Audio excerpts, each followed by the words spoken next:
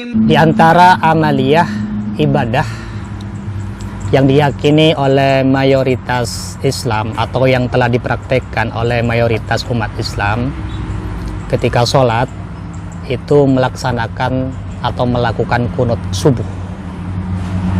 Namun ada sebagian kelompok yaitu Wahabi yang mengatakan bahwa kunut subuh itu merupakan amaliyah bid'ah.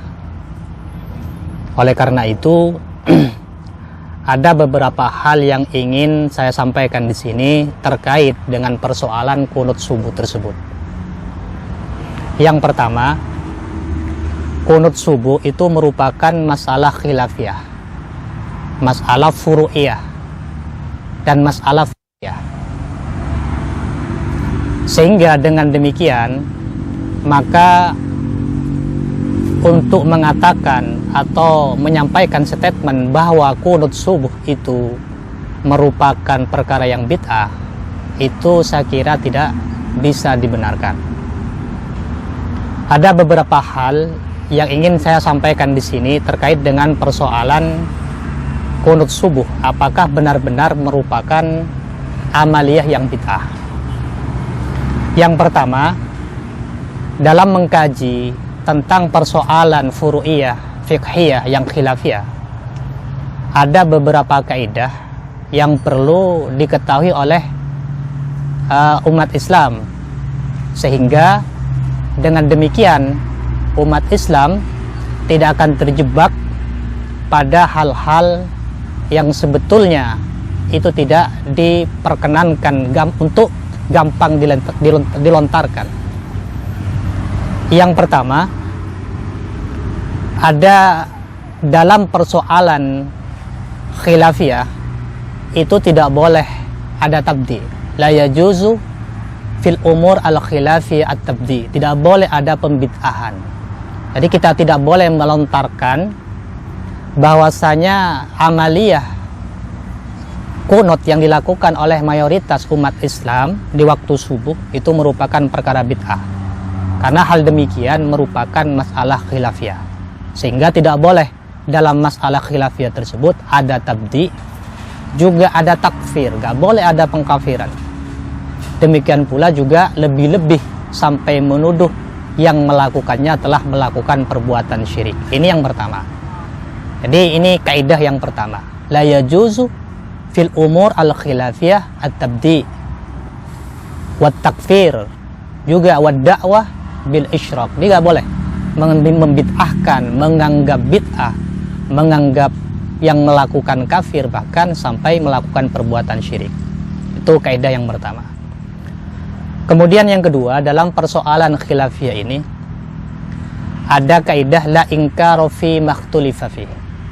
Jadi tidak perlu, tidak boleh ada pengingkaran dalam masalah khilafiyah. Sehingga statement bahwa kunut itu merupakan perkara bid'ah, itu sama halnya mengingkari amaliyah kunut tersebut, dan demikian ini tidak diperbolehkan dengan dasar kaidah la inkara fi makhtulifa fi. Ini yang kedua. Kemudian kaidah yang ketiga, la ilzamah fi makhtulifa fi. Menganggap amaliyah kunut yang kita lakukan sebagai perkara bid'ah itu sama halnya menggiring umat Islam secara keseluruhan agar meninggalkan kunut, dengan meyakini bahwa kunut itu merupakan perkara yang tidak dianjurkan oleh Rasulullah, yang tidak diperintahkan oleh Rasulullah, bahkan merupakan perkara baru.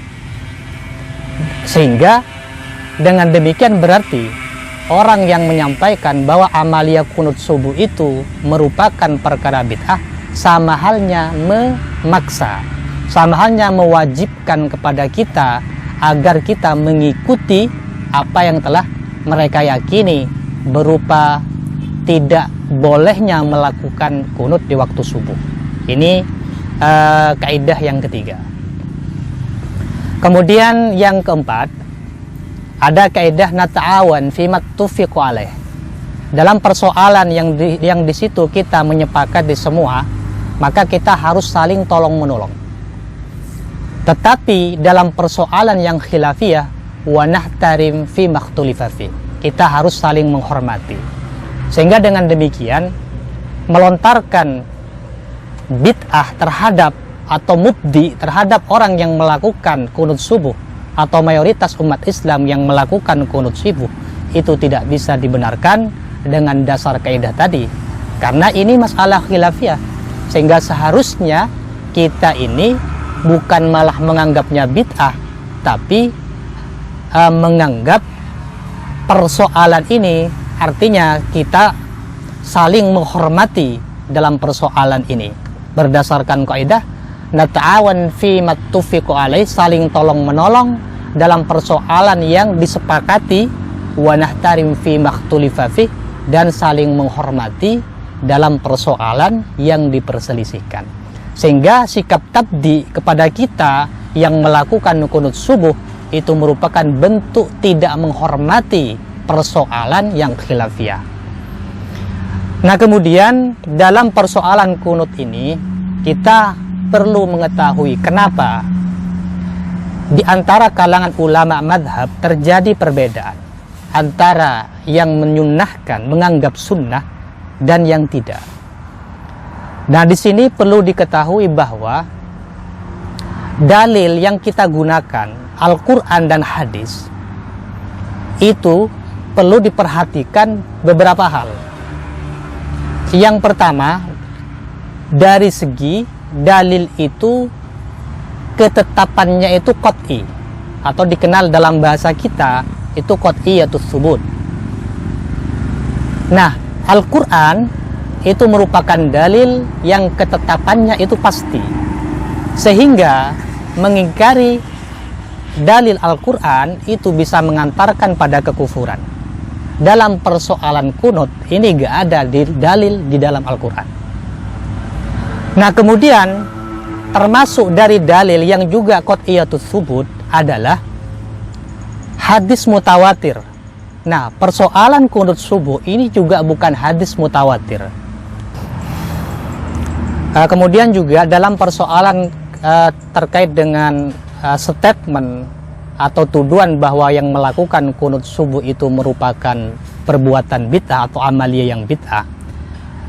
Sebagaimana yang tadi telah saya sampaikan bahwa persoalan kunut subuh itu masalah khilafiyah, maka di sini perlu kita ketahui penyebab terjadinya khilaf tentang masalah kunut subuh di antara kalangan ulama. Nah, di sini yang perlu dibahas adalah dalil. Dalil itu Al-Quran dan hadis. Nah, secara umum dalil itu ada yang sifatnya qat'i, ketetapannya itu qat'i, dan itu adalah Al-Quran. Sehingga mengingkari Al-Quran itu bisa mengantarkan pada kekufuran. Kemudian yang kedua, dalil itu sifatnya dhanni, artinya ketetapannya dhanni, dan itu merupakan hadis selain mutawatir, karena termasuk juga dalil yang qat'i merupakan hadis mutawatir. Sementara hadis selain mutawatir, hadis ahad, meskipun itu sahih, sifatnya dhanni. Sehingga di sini dalam persoalan ini yang melatar belakangi kenapa kemudian kunut subuh terjadi perbedaan adalah karena dalil ada atau tidak ada itu ditetapkan berdasarkan hadis yang bukan mutawatir. Sehingga di sinilah terjadi khilaf. Ada yang mengatakan kunut subuh itu sunnah, ada yang mengatakan kunut subuh itu tidak sunnah. Kenapa? Karena dalil yang digunakan itu merupakan dalil yang dhanniyatus tsubut, artinya ketetapannya itu bersifat praduga. Nah, dalam hadis ahad, hadis selain mutawatir itu dari segi penyeleksian sanadnya itu bersifat relatif. Mungkin menurut suatu ulama hadis ini sahih, tapi bisa jadi menurut yang lain itu dhaif. Karena ulama yang menganggap sahih itu melihat sesuatu baik dari segi sanad atau matan yang tidak dilihat oleh ulama yang lain yang mengatakan dhaif. Oleh karena itu tidak bisa dipertentangkan antara anggapan bahwa hadis yang digunakan oleh ulama tentang kesunahannya kunut subuh dengan yang dikatakan tidak sunat kunut subuh. Karena ketika hadis itu sifatnya, kesubutannya, ketetapannya itu dhanni, maka di sini ada istilahnya kebenaran yang relatif, benar menurut yang mujtahid masing-masing. Oleh karena itu, misalkan dari Syafi'iyah yang mengatakan kunut subuh itu sunnah, karena dalilnya menurut mereka itu sahih, walaupun itu dilihat oleh ulama yang lain itu dhaif. Ini yang perlu diperhatikan. Sama seperti misalkan persoalan tentang kewajiban ada wali dalam pernikahan. Dalam mazhab Syafi'i, pernikahan itu wajib wali, tapi dalam mazhab Hanafi itu tidak wajib wali. Nah, dalil yang digunakan oleh Imam Syafi'i adalah la nikah illa biwaliyin. Kemudian Abu Hanifah juga tidak menolak hadis ini, namun pemahamannya yang berbeda. Maka di sini dari dalil itu, baik Al-Quran atau hadis, ada yang namanya dhanniyatud dalalah. Kalau Al-Quran dari segi ketetapannya itu thubut, qat'i. Tapi dari segi pemahaman terhadap Al-Quran itu sifatnya dhanni. Ada yang dhanni, ada yang qat'i. Hadis pun demikian, dari segi ketetapannya ada yang qat'i, seperti hadis dari segi dalalahnya ada yang qat'i, ada pula yang dhanni. Sehingga ketika hadis itu ketetapannya dhanni atau dalalahnya dhanni, atau Al-Quran juga dalalahnya dhanni, maka di sini akan terjadi khilaf, berpotensi terjadinya khilaf. Kalau di Al-Quran misalkan contohnya, orang-orang yang tertolak yatarabbasna, melakukan iddah bithalathati quru. Nah, ini dalam madhab Imam Syafi'i bisalasati tuhur, 3 sucian. Tapi dalam mazhab Abu Hanifah adalah 3 haitan. Nah, ini yang dimaksud dhanniyatud dalalah, sehingga kebenarannya bersifat relatif.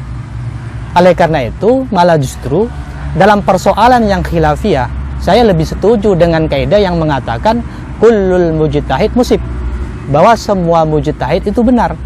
Artinya kalau kita tarik dalam persoalan kunut, maka yang melakukan kunut itu benar, yang tidak melakukan kunut itu pun juga benar. Yang kunut benar, yang tidak melakukan kunut juga sama-sama benar. Nah, ini salah satu kaidah yang dimunculkan oleh Imam Suyuti dalam kitab Jazilul Mawahib fi Ikhtilafil Madzahib. Nah, ini persoalan kunut pun juga demikian. Sehingga di sini kembali ke atas, dalam persoalan kunut ini tidak boleh ada tabdi, bahkan juga tidak boleh ada takfir, lebih-lebih menganggap yang melakukan itu syirik. Ya. Kemudian juga tentang tadi persoalan yang dhanniyatud dalalah misalkan. Seperti la nikah illa biwaliyin, itu dipahami oleh kalangan Syafi'i tidak ada pernikahan itu sah. Tapi di kalangan Hanafi itu disebutkan la nikah kamalun, tidak ada pernikahan itu sempurna. Nah, dari sini terkait dengan persoalan kunut, di situ ada pandangan yang bermacam-macam. Ada yang mengatakan bahwa kunut subuh yang dilakukan oleh Nabi itu kunut nazilah. Namun ada yang beranggapan itu bukan kunut nazilah. Makanya dalam sebuah hadis itu disebutkan anna Rasulullah qanata hatta mata, wa Umar wa Abu Bakar qanata hatta mata, wa Umar qanata hatta mata. Ini kan umum sifatnya. Kemudian di riwayat yang lain ada riwayat dari Sayyidina Umar bahwa Sayyidina Umar itu melakukan kunut subuh. Dalam persoalan kunut subuh ini juga ada penafsiran yang bermacam-macam.